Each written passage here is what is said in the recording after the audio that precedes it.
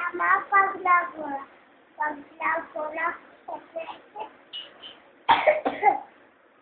চাবুক ছুঁড়ে মেরে ও ভদ্র লেগেছে নতুন পাগলা ছোট ছোট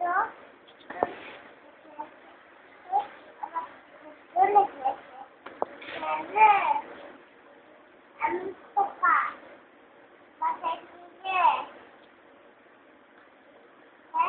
আমের খাঁচা আমের খাঁচা আসলে কেন খাসলে কেন দাঁতে পোকা দাঁতে দাঁতে বিলুসনি কেন